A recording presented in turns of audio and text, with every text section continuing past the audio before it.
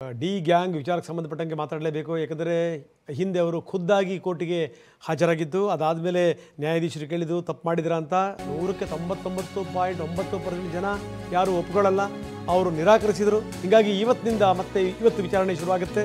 ಖುದ್ದಾಗಿ ಹಾಜರಾತಿ ಇಲ್ಲ, ಅವ್ರು ಹಾಜರಾಗೋದು ಅಗತ್ಯ ಇಲ್ಲ. ಮೋಸ್ಟ್ಲಿ ಅವ್ರನ್ನ ವಿಡಿಯೋ ಕಾನ್ಫರೆನ್ಸ್ ಮುಖಾಂತರ ಹಾಜರುಪಡಿಸ್ಬೋದು. ಸಾಕ್ಷಿಗಳ ಪಟ್ಟಿ ಇವತ್ತು ನ್ಯಾಯಾಲಯಕ್ಕೆ ಸಲ್ಲಿಕೆ ಆಗಬಹುದು. ಅದಾದ ಮೇಲೆ ಡೇಟ್ ಕೂಡ ಫಿಕ್ಸ್ ಆಗುತ್ತೆ.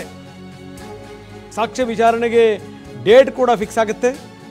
ಕೋರ್ಟ್ ಇವತ್ತೇ ಸಮನ್ಸ್ ಕೊಟ್ಟರೂ ಕೂಡ ಅಚ್ಚರಿ ಇಲ್ಲ.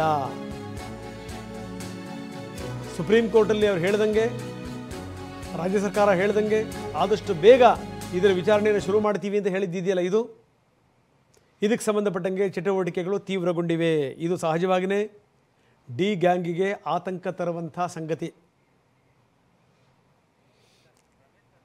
ಬನ್ನಿ, ನಮ್ಮ ಹಿರಿಯ ಪ್ರತಿನಿಧಿ ರಮೇಶ್ ನಮ್ಮೊಂದಿಗೆ ಈಗ ದೂರವಾಣಿ ಸಂಪರ್ಕದಿದ್ದಾರೆ. ರಮೇಶ್, ಭಾಳ ಗಮನಿಸಬೇಕಾದಂಥ ಸಂಗತಿ, ಕಳೆದ ಬಾರಿ ಏನಾದರೂ ತಪ್ಪು ಮಾಡಿದ್ರಾ ಅಂತ ಖುದ್ದಾಗಿ ಕೇಳಿದರು.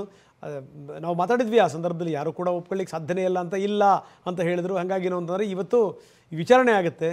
ಇವತ್ತು ದೋಷಾರೋಪ ಪಟ್ಟಿದ್ದು ಒಂದು ಕಡೆಗೆ, ಸಾಕ್ಷ್ಯ ವಿಚಾರಣೆಗೆ ದಿನಾಂಕ ನಿಗದಿಯಾಗುವಂಥದ್ದು, ಇವತ್ತೇ ಸಮನ್ಸ್ ಕೊಡಬಹುದು ಅನ್ನುವಂಥ ಮಾತುಗಳು ಕೂಡ ಕೇಳಿಬರ್ತಾ ಇವೆ.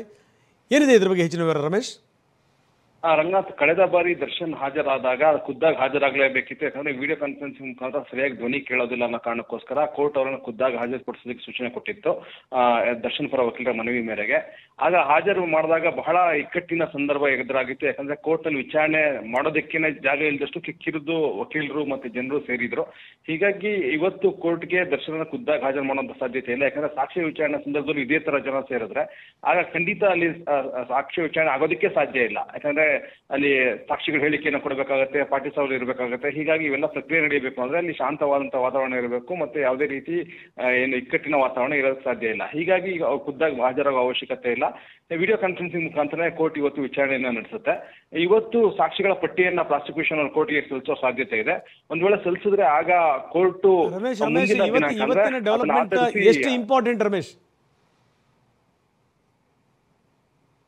ನಾನು ಧ್ವನಿ ಕೇಳ್ತಾ ಇದೆಯಾ? ಇವತ್ತಿನ ಡೆವಲಪ್ಮೆಂಟ್ ಎಷ್ಟು ಇಂಪಾರ್ಟೆಂಟ್ ಅಂತ? ಇವತ್ತಿನ ಡೆವಲಪ್ಮೆಂಟ್ ಬಹಳ ಇಂಪಾರ್ಟೆಂಟ್ ಅನ್ನೋದು. ಯಾಕೆಂತಂದ್ರೆ ಇವತ್ತೇನು ಸಾಕ್ಷಿಗಳ ಪಟ್ಟಿ ಕೋರ್ಟ್ಗೆ ಸಲ್ಲಿಕೆ ಆಗುತ್ತೆ, ಅದರ ಆಧಾರದ ಮೇಲೆ ಕೋರ್ಟ್ ಸಾಕ್ಷಿಗಳಿಗೆ ಯಾವ್ಯಾವತ್ತು ಸಮನ್ಸ್ ಕೊಡಬೇಕು, ಯಾವ್ಯಾವ ಸಾಕ್ಷಿಗಳ ವಿಚಾರಣೆ ಯಾವ್ಯಾವತ್ತು ಆಗಬೇಕು ಅನ್ನೋದನ್ನ ಕೋರ್ಟ್ ತೀರ್ಮಾನ ಮಾಡಬೇಕಾಗತ್ತೆ. ಹೀಗಾಗಿ ಟ್ರಯಲ್ ಯಾವತ್ತಿಂದ ಶುರು ಆಗಬೇಕು ಅನ್ನೋದನ್ನ ಕೋರ್ಟ್ ಇವತ್ತು ತೀರ್ಮಾನ ಮಾಡುವಂತ ಸಾಧ್ಯತೆ ಇದೆ. ಕೋರ್ಟ್ ಏನಾದ್ರು ಒಂದು ದಿನಾಂಕ ಫಿಕ್ಸ್ ಮಾಡಿದ್ರೆ ಇವತ್ತಿನ ಟ್ರಯಲ್ ಅಂತ ಹೇಳಿದ್ರೆ ಆಗ ಸಂಬಂಧಪಟ್ಟಂತ ಸಾಕ್ಷಿಗಳಿಗೆ ಸಮನ್ಸ್ ನ ಜಾರಿಗೊಳಿಸಿ ಅವತ್ತಿಂದ ಟ್ರಯಲ್ ಶುರು ಆಗುತ್ತೆ. ಹೀಗಾಗಿ ಇವತ್ತು ಟ್ರಯಲ್ ಫಿಕ್ಸ್ ಮಾಡೋದಕ್ಕೆ ಡೇಟ್ ನಿಗದಿ ಆಗುತ್ತೆ. ಹೀಗಾಗಿ ಇವತ್ತಿನ ವಿಚಾರಣೆ ಏನಿದೆ ಇದು ಟ್ರಯಲ್ ನ ಆರಂಭದ ಹಂತ ಅಂತ ಹೇಳಿ ಹೇಳ್ಬೋದು. ಎಸ್ ರಮೇಶ್, ಧನ್ಯವಾದ ತಮ್ಮೆಲ್ಲ ಮಾಹಿತಿಗೆ.